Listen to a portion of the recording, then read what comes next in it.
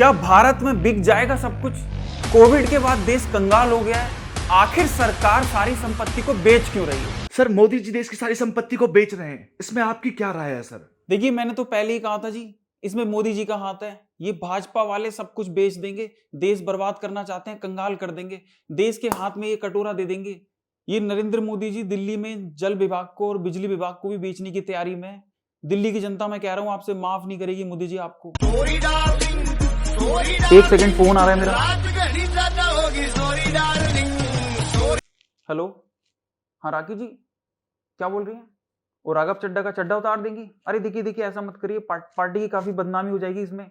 मैं एक काम करता हूँ, मैं राघव से बात करता हूँ और आपको दिल्ली प्रदेश अध्यक्ष का वो जिला अध्यक्ष बना देता हूँ, कोई पद दे देता हूँ आपको अच्छा सा। आप ऐसा मत करिएगा प्लीज। सर, स्मार्टफोन के जमाने में आप आज भी कीपैड फोन यूज करते हो सर? शट अप, आम आदमी हूं मैं। सर, आपकी खांसी अभी तक ठीक नहीं हुई? वो मेरा मोहल्ला क्लिनिक से इलाज चल रहा है, जल्दी ठीक हो जाएगी खांसी। सर, मोदी जी देश की सारी संपत्ति को बेच रहे हैं, इसमें आपकी क्या राय है सर? देखिए भैया, हमने तो पहले ही कहा था चौकीदार चोर है।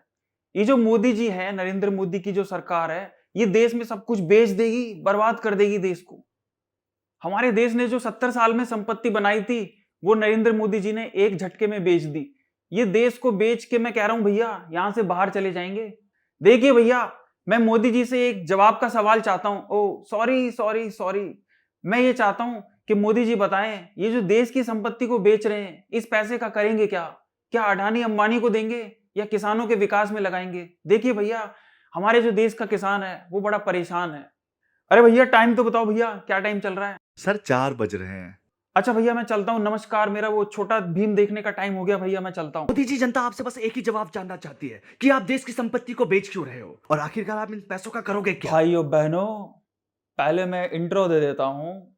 मंच पर विराजमान स्टूल जी, प्यारी चेयर जी और माइक जी, और भारी सभा में पधारे हुए मेरे मीडिया के भाइयों और बहनों, मित्रों, आपने दिवाली पे अमेज़न और फ्लिपकार्ट से बहुत शॉपिंग करी होगी, लेकिन पहली बार आपके देश की केंद्र सरकार प्री दिवाली सेल लेके आई है, जिसमें आप लॉस में जा रही पीएसयू को किराए पर लेकर उसमें पैसा लगा सकते हैं और देश के विकास में भागीदार बन सकते हैं। मोदी जी, ये स्कीम कौन सी है? मित्रों, ये पीपीपी मॉडल है। आपका मतलब public private partnership? Not at all, ये है पैसा पैसा पैसा मॉडल।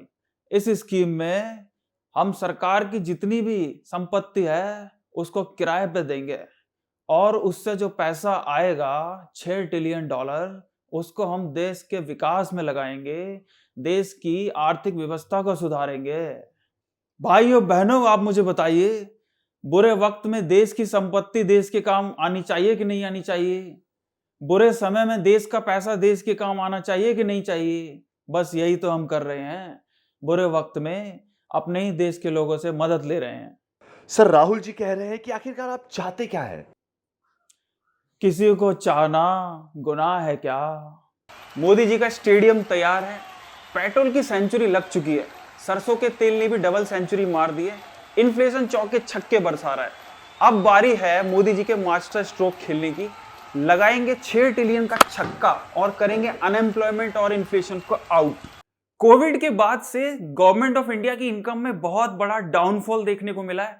इकोनॉमी शार्पली नीचे गई है। अब हमें अगर वी शेप रिकवरी चाहिए इकोनॉमी में, तो सरकार को बहुत भारी भरकम अमाउंट में इन्वेस्टमेंट की जरूरत पड़ेगी। इस वी शेप रिकवरी के लिए मोदी जी लेके आए हैं एनएमपी, नेशनल मॉनेटाइजेशन पाइपलाइन। ये एक 6 लाख करोड़ यानी 6 ट्रिलियन की योजना है। इतना बड़ा अमाउंट है। एडिटर साहब ही बताएंगे आपको इसमें कितने जीरो आते हैं।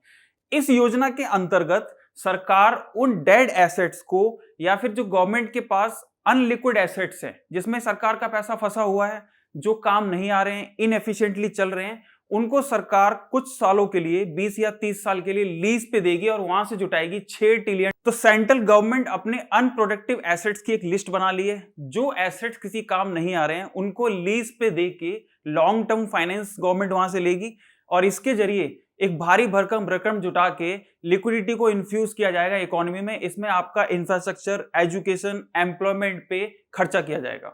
अब भैया मोनेटाइजेशन ऑफ एसेट्स क्या होता है? ये एक ऐसी स्कीम है जिसमें जो एसेट्स अनप्रोडक्टिव है, हमारे पास फालतू बेकार पड़ा हुआ है, उसको हम किराए पे चढ़ा देंगे, लीज पे दे देंगे, बेचा नहीं जाएगा। इसके अंदर प्राइवेटाइजेशन नहीं है, ये एक तरह का पीपीपी मॉडल है, पब्लिक प्राइवेट पार्टनरशिप, जिसमें जो गवर्नमेंट है वो पब्लिक से इन्वेस्टमेंट लेगी, प्राइवेट लोगों से, प्लेयर्स से, और उनको वो एसेट्स देगी चलाने के लिए। अब मान लो मेरे पास एक हाईवे है, काफी लंबा, हजारों किलोमीटर का हाईवे है।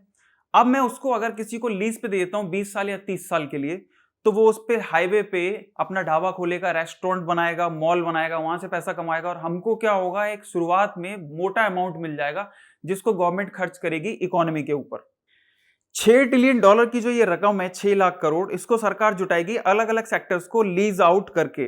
तो गवर्नमेंट का प्लान है 1,60,000 करोड़ रुपया जुटाया जाएगा आपका रोड नेटवर्क को लीज आउट करके, 1,52,000 करोड़ रुपए रेलवे एसेट्स को लीज आउट करके चुकाया जाएगा, 45,200 करोड़ रुपए पावर ट्रांसमिशन सेक्टर से जुटाया जाएगा, 40,000 करोड़ रुपए लगभग नेचुरल गैस की जो पाइपलाइन एसेट्स है इसको लीज आउट करके चुकाया जाएगा, और 35,100 करोड़ रुपए करीब टेलीकॉम सेक्टर से जुटाया जाएगा। तो अलग अलग सेक्टर्स को लीज आउट करके गवर्नमेंट, इसमें कुछ stadiums, airport, port, power generation, national highways, power transmission, telecom, airlines, ये सारे अनप्रोडक्टिव एसेट्स को शामिल किया गया है। अब ये एनएमपी जो प्लान है, ये दिखने में, सुनने में तो काफी अच्छा ज्यादा लगता है, लेकिन अगर ये सक्सेसफुल हो जाए तो अब तक का ये सबसे बड़ा मास्टर स्ट्रोक होगा मोदी गवर्नमेंट का, जिससे सरकार बहुत ज्यादा डेवलपमेंट ला सकती है हमारे देश में। इससे पहले भी ऐसे बहुत सारे प्लान आए हैं जो फेल हो गए। 2016 में डीमोनेटाइजेशन आया था, वो टोटली फ्लॉप हो गया। ब्लैक मनी तो आया नहीं, व्हाइट मनी और चला गया लोगों का उसमें। उसके बाद 2019 में गवर्नमेंट प्राइवेटाइजेशन लेके आई थी, जिसमें बीपीसीएल को, एयरलाइंस को, एयर इंडिया को बेचने का प्लान था, वो भी टोटली फ्लॉप रहा। 2020 में नेशनल इंफ्रास्ट्रक्चर पाइपलाइन जो आया था, वो भी पूरा टारगेट अचीव नहीं कर पाया। अब नेशनल मोनेटाइजेशन ऑफ एसेट्स आया है, ये अगर टारगेट अचीव कर लेता है तो काफी बढ़िया रहेगा। मेक इन इंडिया की तरह ही इस प्लान को लेके सरकार बहुत ज्यादा सीरियस है, इसलिए इसकी जो कामयाबी की पूरी जिम्मेदारी है, इसको सफल बनाने का पूरा जो जिम्मा है वो सरकार ने नीति आयोग को दे दिया है। नीति आयोग उसका पूरा ड्राफ्ट तैयार कर रही है, कैसे इसको 4 सालों में अप्लाई किया जाएगा और सक्सेसफुल बनाया जाएगा। So that's all for today. अगर वीडियो आपको पसंद आई हो तो वीडियो को लाइक, शेयर कर देना और चैनल को जाते जाते सब्सक्राइब कर देना। मिलते हैं नेक्स्ट इन्फॉर्मेटिव वीडियो के साथ।